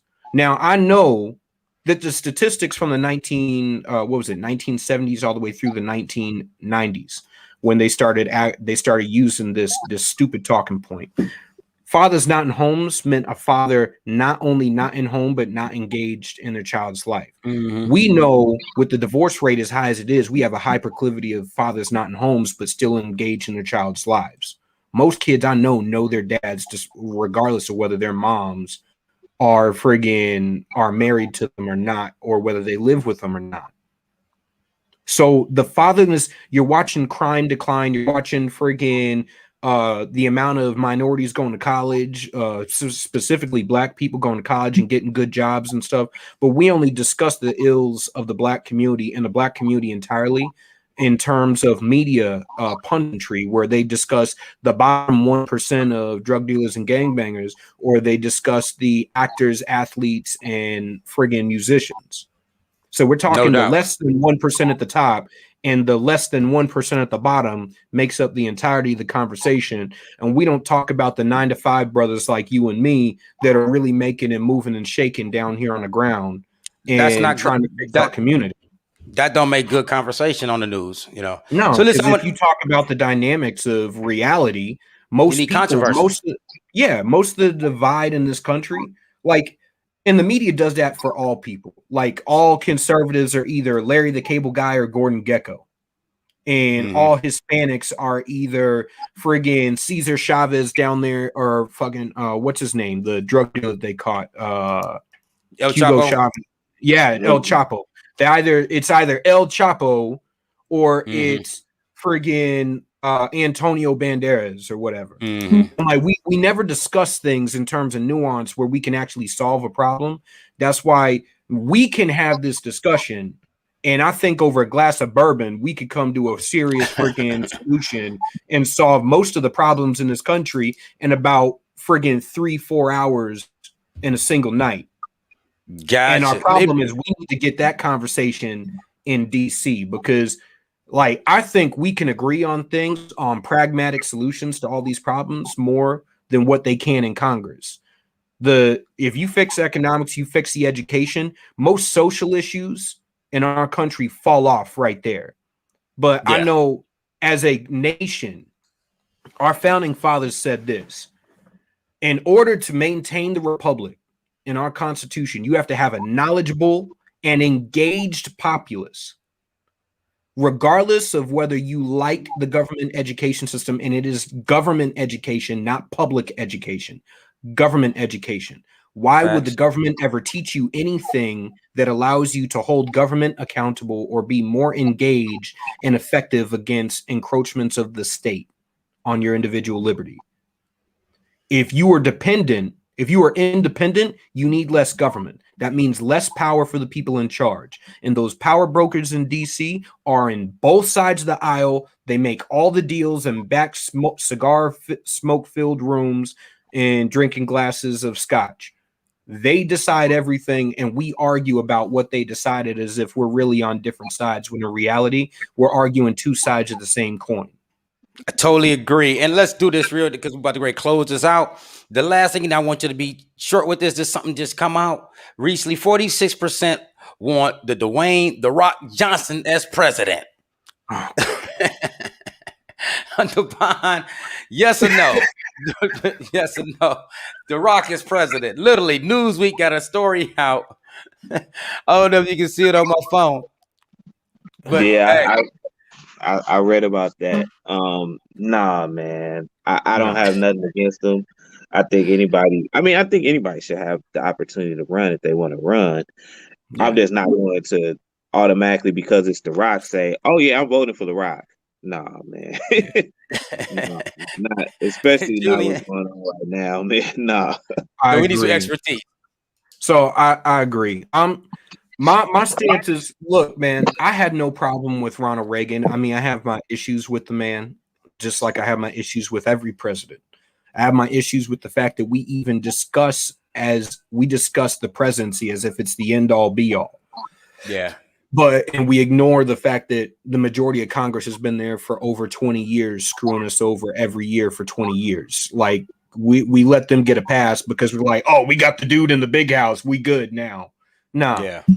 The Dwayne Johnson being a celebrity now, if he had put out a platform of where he stands on issues, I'd be more willing to take him seriously. But the fact that 46% of the country is willing to just go, wow, this guy's got great arms, great chest, and a nice smile, let's vote for him. What sort of, that's not even an intellectual argument. That's like, he looks good, let's vote for him. Screw that. I want to know what your policies are. I want to know what your issue is with foreign policy. I want to know if you have solutions for what's going on in the Middle East, or our trade deficit with China, or what Russia's doing to constantly screw over our elections, or what you're going to do about North Korea and Iran, what you're going to do about trade with Mexico and China. Are we going to solve the issues at our southern border? Are we actually going to, honest with you, not just argue about them, but fix the problem? But to be totally honest with you, though, That's what happened with Trump. Oh yeah, there's a lot of people. People just jump behind an entertainer, and you see. They saw it happened with Ronald Reagan too. Honestly, that's the dangerous part about celebrities is you have an emotional attachment to a celebrity. Go ahead, Devon. Like imagine if the Beehive actually ran, if fucking Beyonce ran for office, the Beehive would be out there militantly friggin' fighting anybody that said shit about her. You ever get an attack from them? No, I know they held. I know that. Go ahead, Devon. I mean, hell, look, we had Arnold Schwarzenegger as our governor. Yeah. You know what I mean? So that's just the power of celebrity. Yeah. So even in a blue state like California, we still had Arnold Schwarzenegger as the governor. Like I know Dwayne Johnson on the social issues lands right on most things. They do. He's very libertarian. He's very freedom minded and stuff like that. But at the same time, he's still a celebrity. Yeah, he's still a celebrity. I don't want somebody in office where the media has more pull than the American citizen. So let's do this. My issue. Like that is my issue. I didn't vote for Obama, but I respected the fact that he talked directly to voters, not to media personalities. I don't like Bernie Sanders, but I respect the fact that he talks directly to voters. I don't agree with AOC, but she talks directly to voters. I have my issues with Trump, despite the fact that I voted for him twice, but he talked directly to voters. Where he lost it was he started operating in terms of only arguing and discussing in terms of the media. And I don't see any way that Dwayne Johnson is going to avoid doing exactly the same thing. Until I see some policy, I'm not supporting him. All right, well, listen, we're about to close this out, and I appreciate you gentlemen coming on to chop it up with me on my second episode of Sunday Good News Live. Go ahead and give a quick shout out, put your Twitter handles out there. And like I said, I'm going to end up closing it out just for the day, and then, pray that everybody support. But Julian, you go ahead and start first because you're actually running for something. I think that is highly important, so go ahead and put all your information out there. So my Twitter handle for my campaign is at ACCIARD 2022. My regular blue collar intellectual Twitter handle is at Julian ACR. That's JULIAN ACCIARD. And I'll be doing more with the podcast soon too. But my whole thing is solutions over politics. If you can't call out both sides, you don't deserve to be in office. And if you can't stand on principle, you don't deserve to represent people. And fact is, we don't have representation in Congress. We have a whole lot of personalities that want to get insta famous. Gotcha, Devon. This is my Twitter handle right here, Devon Too Much One. You can follow me there. Like I say, I'm just a regular dude. I'm trying to develop my podcast. It's been in development for a little while. So as soon as I get off the ground, I'll be shouting that out as well. But catch me on Twitter. All right. And any assistance on that, let me know. Just DM me. I'll help you out with it. I can show you all the platforms to use and all kind of stuff. You know what I'm saying? I mean, inexpensive ones. I mean, free ones. Just let me know. There's two that are great. StreamYard and Restream. Restream some books. Don't use Restream. I tried that one. Terrible. The best part about Restream is strategical. Because in YouTube's algorithm, it allows you to restream to basically, it makes it look like you popped up a new video and like that video is live, even though you're basically recycling the same video. So you're popping up higher in their algorithm because you're putting out consistent content, and it allows you to be able to gain followers faster as they pop into your old videos. So you're recycling your original content. StreamYard is the best. It is the best. It is the easiest to operate. You can hop on like you're using it right now. I'm assuming with the StreamYard link, you can hop in on your cell phone. You can hop in on an iPad. It's great. I use StreamYard, But Restream is good if you want to strategically gain more viewers and you want to use the YouTube platform because it pops up better in their algorithm more often. That's how Dr. Boyce Watkins is able to continuously pop out the same video as if it's live like 3 times a day. So listen, gentlemen, I appreciate you coming on. And man, appreciate the support, the conversation. It was great. Wasn't no arguing. I'm pretty sure people think when I was telling people it's gonna be some arguing. No, we intellectual men. We can have a conversation, whether agree or disagree. And I'm gonna let you guys get back once again. Devon, I appreciate you getting up so early, man, to be on the show. You know, coming from Cali, man. Like, I appreciate that. Like I say, let me know whenever you're in Atlanta. When I come to LA, I got you, man. I'm taking Ruth Chris on me, brother. You know what I'm saying? I'm taking Ruth Chris if I get up that early, man. Y'all want to come up? Y'all want to come up and have some cigars and bourbon and shoot off some guns and chill out and barbecue? Oh, I'll come up to New Hampshire. Yeah, I'll cook y'all some seafood, man. We got the best seafood in the world. Yeah, y'all right off the harbor. So I appreciate you, Jennifer, coming on. All right. Appreciate it, man. I'm gonna have to have you on.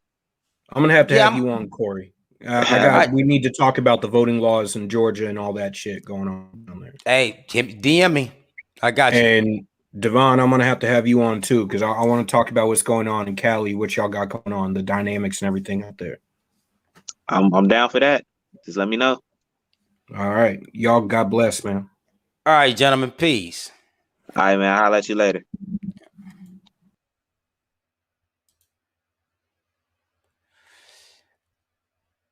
And that was my great conversation with 2 gentlemen, man, that represent 2 different political perspectives on both sides of the aisle. And that's like I do when I close out this show. I want to talk about the MVP. And the MVP this week is this story that I found very, very interesting of a gentleman who was in like a sort of a business meeting. And the guy who he was doing business with pulled out a gun and he protected himself and his queen. So I'm going to play the short video. And then we just want to award this brother, get his brother's flowers while he's still on earth because he did something, I mean, just courageous.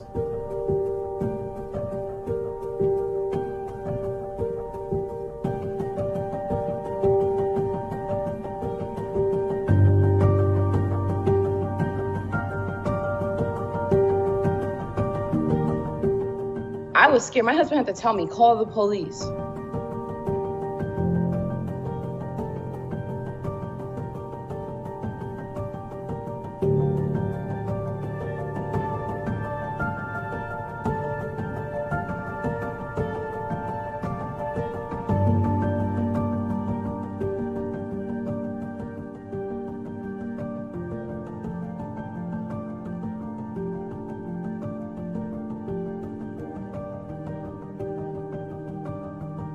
On February 5th, we were supposed to meet with Tom too. My husband couldn't make the meeting because he was getting our food truck serviced. Once I got to the meeting, it just felt like it was something different that we were actually there for. You know, he brought an All Lives Matter shirt to me, and he was yelling at me with it, calling me racist, just making me feel very uncomfortable. I decided to just contact my husband, and, you know, I told him, like, hey, you know, he's making me feel uncomfortable. How far are you? Can you come? And so my husband, he literally stopped everything that he was doing, and he raced there because, you know, I was feeling, you know, something wasn't right. So I ended up being there in like 5 minutes. You could tell he acting weird because even when I'm talking to him, having a conversation, he's not looking at me, he's not paying attention. And then he just like lost it. And that's when he pulled out the gun. Yeah, that's when he pulled the weapon.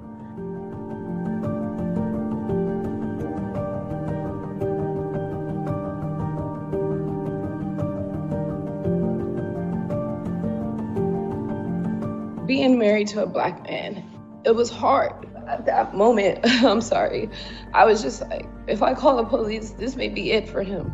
This may be it. I was scared. My husband had to tell me, call the police.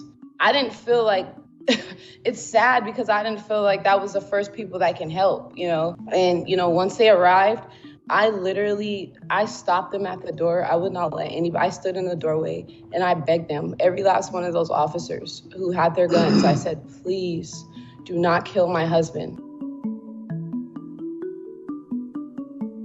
That was the slowest 11 minutes ever. Yeah, it was. us. I'm thinking like, man, am I finna make it out this situation alive, or is the police? Are the police gonna shoot me?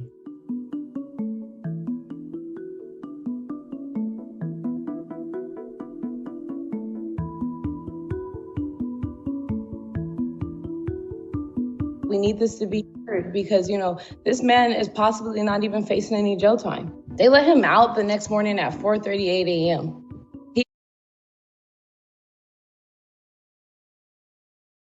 Shout out to that brother Solomon for protecting not only himself, but his queen Brittany when the guy whipped out the gun in the business meeting. I mean, like, he held that guy down for 11 minutes till police came while the guy had a freaking gun in his hand.